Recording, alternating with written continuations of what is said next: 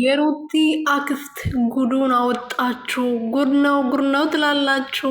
ደስታ የሄርሜላ ሰው ነው። ሄርሜላ ናት የላከችብሽ። አብሮ የተነሱት ፎቶ ሰው ልኮልኛል። እሷ አንቺን መጉዳትና መበቀል ከአብርሃም እንድትርቂ ስለምትፈልግ ነው ይህ ሁሉ ጨዋታ የተጫወተችው።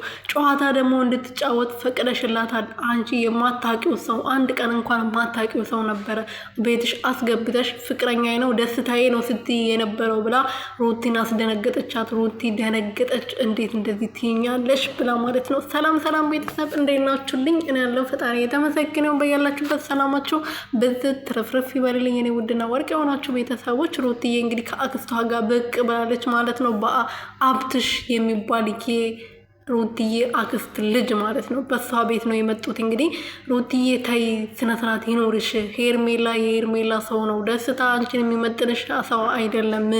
የቡታጀራ ልጅ ነው። ከሄርሜ ጋር ይተዋወቃል ብላታለች። አይደለም ከፈለሽ ፎቶውን አሳይሻለሁ። አንቺን የሚወዱ የሚያከብሩሽ ቤተሰብ አለሽ፣ እነሱ ናቸው ያሳዩኝ። ከፈለግሽ ልክልሻለሁ አሳይሻለሁ ብላታለች። እና ብዙዎቻችንም አዎ የሄርሜላ ሰው ነው ብለን ነበረ ግን አይደለም ማለት ነው። እና አይሆንም ብዬ ተስፋ አደርጋለሁ።